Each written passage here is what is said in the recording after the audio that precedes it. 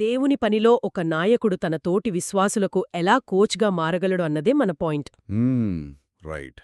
ఈ ప్రక్రియనే సులభతరం చేయడానికి మనకు ఐగ్రో మోడల్ పరిచయం చేయబడింది కదా. అవునవును. ఇక్కడే అసలు ఆసక్తికరమైన విషయం దాగి ఉంది. ముందుగా ఈ ఐగ్రో అంటే IGROW అంటే ఏమిటో కొంచెం విడమర్చి చెబుతాను. ఓకే, చెప్పండి. ఇందులో 5 అక్షరాలున్నాయి. ఐ ఫర్ ఇన్వైట్ అంటే పలకరించుట, జీ ఫర్ గోల్ అంటే గురి, ఆర్ ఫర్ రియాలిటీ అంటే ప్రస్తుతము, ఓ ఫర్ ఆప్షన్స్ అంటే అవకాశాలు, మరియు డబ్ల్యూ ఫర్ విల్ డూ అంటే నిర్ణయము. వినడానికి చాలా బావుంది. అవును, ఈ పేర్లు వినడానికి ఏదో పెద్ద కార్పొరేట్ మేనేజ్మెంట్ మీటింగ్లా ఉందేమో అనిపించవచ్చు.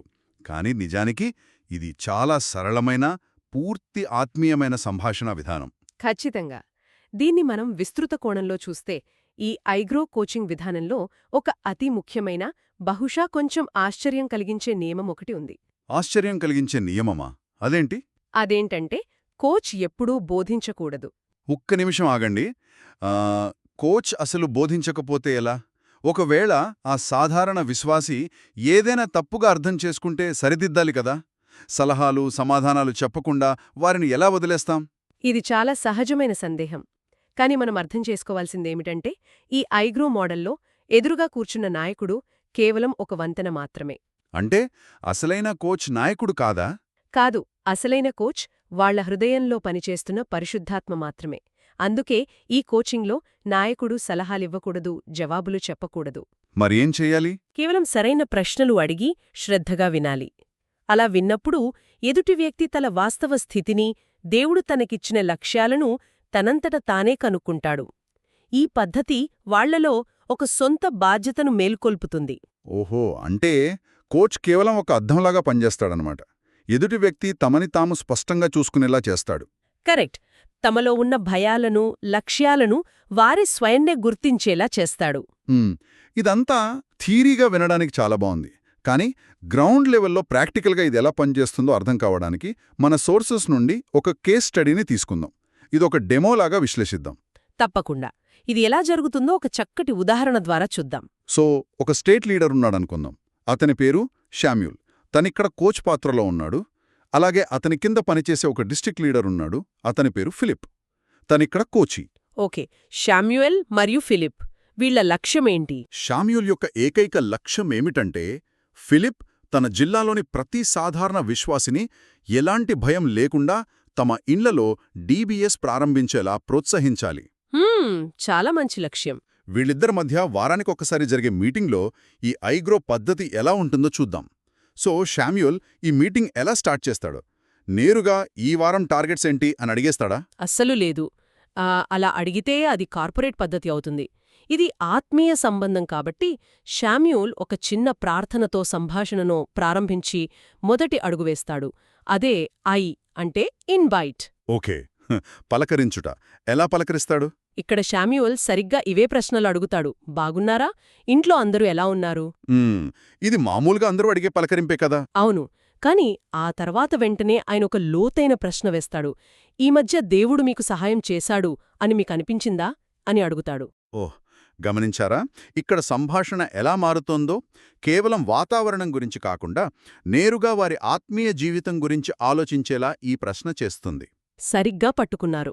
ఆ తర్వాత జవాబుదారితనం కోసం గతవారం గురించి అడుగుతాడు. మనం మళ్లీ కలిసేలోపు మీరు ఒక పని చేస్తానని చెప్పిన పని ఎలా జరిగింది అని. అద్భుతం. ఇప్పుడు ఆఫీస్ మీటింగ్ లాంటి వాతావరణం పోయి ఒక తోడుగా నడిచే ప్రయాణంలా మారింది. అవును, ఇక్కడ శామ్యూల్ ఒక ఆత్మీయ బంధాన్ని కట్టుకుంటున్నాడు. అదే సమయంలో బాధ్యతను కూడా గుర్తుచేస్తున్నాడు. ఆ తర్వాత రెండో అడుగు జీ అంటే గోల్ లేదా గురి. ఇక్కడ శామ్యూల్ తన సొంత లక్ష్యాలను ఫిలిప్ మీద రుద్దుతాడా? అంటే ఫిలిప్, ఈ వారం 10 బైబిల్ స్టడీలు మొదలుపెట్టాలి అని చెప్తాడా? లేదు, అలా చెప్తే మళ్లీ మనం పాత పద్ధతిలోకి వెళ్ళిపోయినట్లే. లక్ష్యాన్ని ఫిలిప్ స్వయంగా కనుక్కోవాలి. దానికోసం శామ్యూల్ ఎలాంటి ప్రశ్నలు అడుగుతాడు? శామ్యూల్ ఇలా అడుగుతాడు. దేవుడు మీకు ఏం చూపిస్తున్నారు లేదా ఏం మాట్లాడుతున్నారు?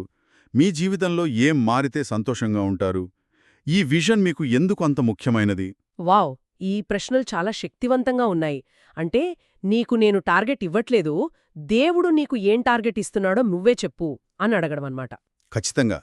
అప్పుడు ఫిలిప్ ఆలోచించి పరిశుద్ధాత్మ ద్వారా తన గమ్యాన్ని తానే నిర్ణయించుకుంటాడు. సో ఒక ఉదాహరణ తీసుకుంటే ఫిలిప్ ఇలా సమాధానమిస్తాడో అనుకుందాం.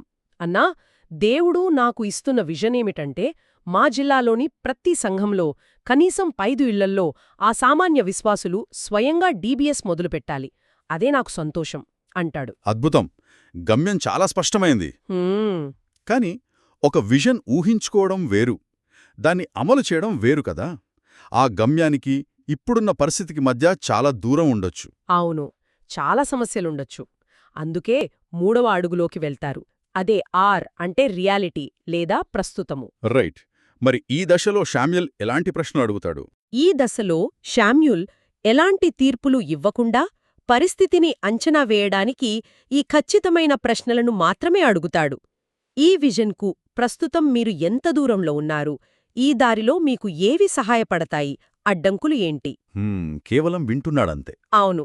ఇంకిలా అడుగుతాడు, ఈ సమస్య గురించి ఎవరితోనైనా మాట్లాడారా? వాళ్ళు ఏం చెప్పారు అని.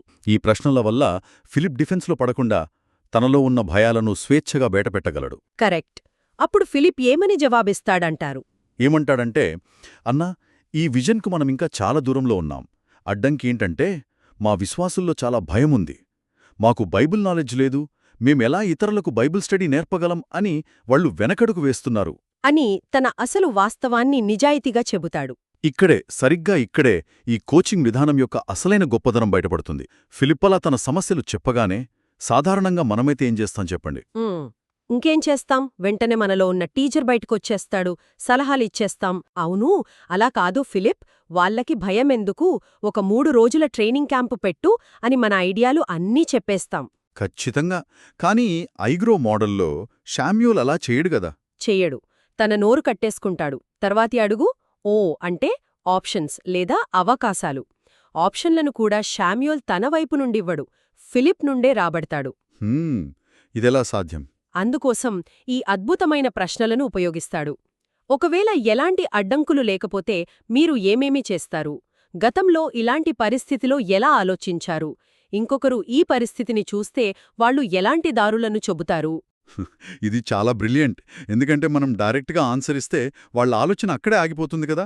కానీ ఇలా ప్రశ్నలు అడిగితే ఫిలిప్ మెదడు చురుగ్గా ఆలోచించడం మొదలుపెడుతుంది కదా. రైట్. తనకు తానే పరిష్కారాలు వెతుకుతాడు.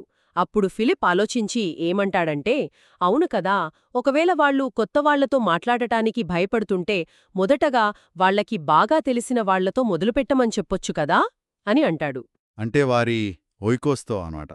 ఒక నిమిషం, ఈ ఓయికోస్ అంటే ఏమిటి? మూలాల్లో ఈ పదాన్ని చాలా ముఖ్యమైనదిగా చెప్పారు కదా. అవును, ఓయికోస్ అనేది ఒక గ్రీకు పదం. దీని అర్థం ఇల్లు లేదా మనకు బాగా తెలిసిన వ్యక్తుల సమూహం. అంటే మన బంధువులు, మన పక్కింటివాళ్లు లాగానా? కరెక్ట్. మనతో కలిసి ఆఫీస్లో పనిచేసేవాళ్లు కూడా. ఎప్పుడైనా సరే ఒక కొత్త విశ్వాసి బయట వ్యక్తులకు సువార్త చెప్పాలంటే భయపడతాడు. కాని తన సొంత అన్నయ్యకో ప్రాణ స్నేహితుడికో చెప్పాలంటే ఆ భయం ఉండదు కదా. అదే ఓయికోస్. ఓహో. సో ఫిలిప్ ఇప్పుడు పరిష్కారం కనుక్కున్నాడనమాట. వాళ్లను కొత్త వాళ్ల దగ్గరికి పంపడం కంటే వాళ్ల ఓయికోస్తో, బంధువులతో మొదలుపెట్టమని చెప్పొచ్చు అని ఉత్సాహంగా చెబుతాడు. అవును. అంటేకాదు, వాళ్ళకి కష్టమైన థియాలజీ రాదు కాబట్టి బైబిల్లో ఉన్న సింపుల్ కథలు వాడమని చెప్పొచ్చు అని కూడా అంటాడు. చూశారా, పరిష్కారం ఫిలిప్ లోపలుండే వచ్చింది. నిజమే. ఇప్పుడిదంతా మాట్లాడుకున్నాక ఆఖరి మరియు అత్యంత కీలకమైన అడుగులోకొస్తారు. అదే డబ్ల్యూ అంటే విల్ డూ లేదా నిర్ణయము. రైట్. మాట్లాడుకోవడం అయిపోయింది, కానీ ప్రాక్టికల్గా ఈ వారం ఏం చేయబోతున్నాం అన్నది ముఖ్యం. కరెక్ట్. ఇక్కడ కూడా శామ్యూల్ తన ప్రశ్నల ద్వారానే జవాబుదారితనాన్ని తీసుకొస్తాడు కదా. ఏమనడుగుతాడు? శామ్యూల్ ఇలా అడుగుతాడు, మీరు మొదటగా ఏ ఒక్క పని చేయాలనుకుంటున్నారు? ఈ వారం లేదా ఈ నెలలో మీరు ఖచ్చితంగా ఏం చేస్తారు? ఈ అడుగు వేయడానికి మీరెంతవరకు సిద్ధంగా ఉన్నారు? అంటే యాక్షన్ ప్లాన్ కూడా ఫిలిప్ నుండే రావాలన్నమాట. ఖచ్చితంగా. అప్పుడు ఫిలిప్ ఒక పక్కా యాక్షన్ ప్లాన్ చెప్తాడు. ఈ వారం నేను మా జిల్లాలోనే ఒక 5 కీలక నాయకులతో కలిసి కూర్చుంటాను, వాళ్ల ఇళ్లల్లో ఒక డీబీఎస్ ఎలా చేయాలో నేనే దగ్గరుండి చేసి చూపిస్తాను అని అంటాడు. వాళ్ళ చేయి పట్టుకుని నడిపిస్తాను అంటాడు. అవును. ఆ తర్వాత వారానికొకసారి వాళ్ళకి ఫోన్ చేసి ఫాలో అప్ చేస్తాను అని ఫిలిప్ ఒక ఖచ్చితమైన నిర్ణయం తీసుకుంటాడు. వావ్! గమనించారా? ఈ మొత్తం సంభాషణలో స్టేట్ లీడర్ అయిన శామ్యూల్ ఎంతసేపు మాట్లాడాడు? చాలా తక్కువ కదా? అవును, చాలా తక్కువ. ఆయన ఏమీ బోధించలేదు, ఐడియాలు ఇవ్వలేదు, కేవలం విన్నాడు, సరైన ఐగ్రో ప్రశ్నలు అడిగాడు. కానీ రిజల్ట్ చూడండి. ఫిలిప్ ఒక స్పష్టమైన విజన్తో, తన సమస్యలకు పరిష్కారాలతో, ఒక ఆచరణాత్మకమైన ప్రణాళికతో ఆ మీటింగ్ ముగించాడు.